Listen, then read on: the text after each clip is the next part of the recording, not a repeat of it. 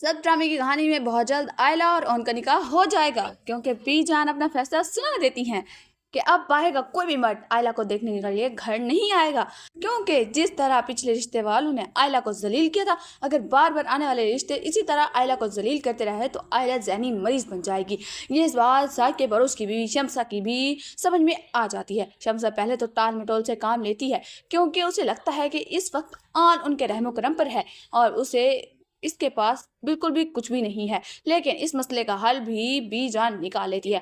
वो शम्सा से कहती है कि मेरी जितनी भी जायदाद है और मेरे पास जो कुछ भी है वो सब मैं ओन के नाम करती हूँ। सिर्फ ओन ही के नहीं बल्कि उसका जो कुछ भी है उसमें हिस्सा साकिब का भी है, ताकि ये दोनों मामू भांजा मिलकर अपना अलग कारोबार शुरू कर सकें। शम्सा जो ओन को पहले निकम्मा और निकट्टू समझती थी, अब जब बी जान की सारी जायदाद का अकेला वारिस बनता हुआ देखती है तो उस रिश्ते से इनकार नहीं कर पाती।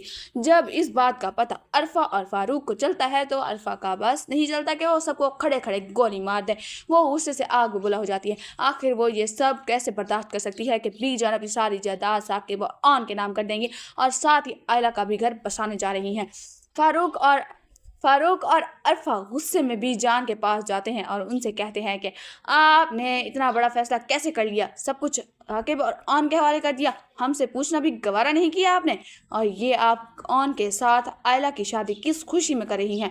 ये सब सुनकर बी जान कहती हैं कि पहली बात तो ये कि ये जायदाद मेरे मरहूम शौहर की थी और उनके बाद मेरी है। मैं अपनी मर्जी से जो कुछ भी करूं, अपने बेटे साकिब और अपने नवासे ओन को दूं, तुम्हें इस मामले में मुदाखलत करने की बिल्कुल ज़रूरत नहीं है।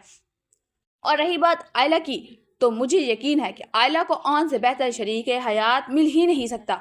तुम्हारे बेटे को तो हम आजमा चुके हैं, वो जो करना था कर चुका। अब इस घर की इज्जत सिर्फ और सिर्फ ओन ही बचा सकता है, क्योंकि आयला के लिए कोई भी रिश्ता अच्छा नहीं आने वाला और तुम्हारी बीवी जो रही सही कसर थी वो भी पूरी कर रही है।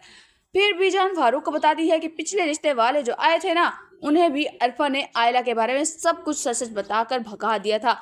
ये सुनकर फारूक का पारा बिल्कुल हाई हो जाता है और वो अरफा बेगम का हाथ पकड़कर वहां से ले जाता है, क्योंकि अब उनके पास कोई जवाब नहीं होता।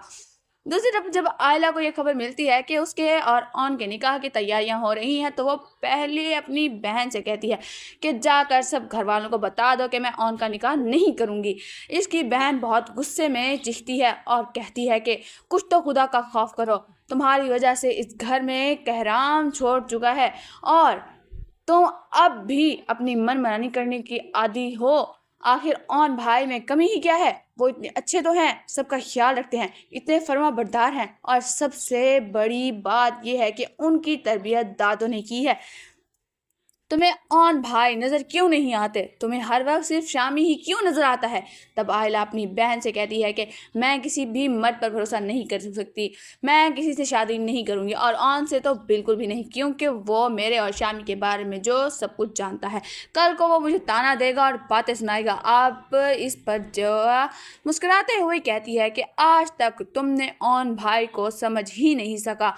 वो शामी की तरह खुद गर्ज नहीं है जो तुम्हें हर बात पर ताना देंगे, और तुमने आखिर ऐसा कौन सा गुनाह कर दिया है जिस पर वो तुम्हें ताना देंगे। अगर नहीं उन्हें तुम्हें ताना देना होगा तो वो तुम्हारे साथ इतना भलाई भी कभी ना करते। अब आयला को कोई बात नहीं मानी जाएगी, क्योंकि बी जान अपना फैसला सुना चुकी हैं। बहुत जल्द इस ड्रामे की कहानी में एक बार फिर से खुशी के मनाज़र दिखाए जाएंगे जब आयला और ओन का निकाह होगा। आप में सब कौन कौन चाहता है कि आयला की शादी ओन के साथ? अपनी कीमती राय का इज़हार कमेंट सेक्शन में ज़रूर करें। वीडियो पसंद आई हो तो लाइक करें और हमारे चैनल को सब्सक्राइब करना ना भूलिएगा। शुक्रिया।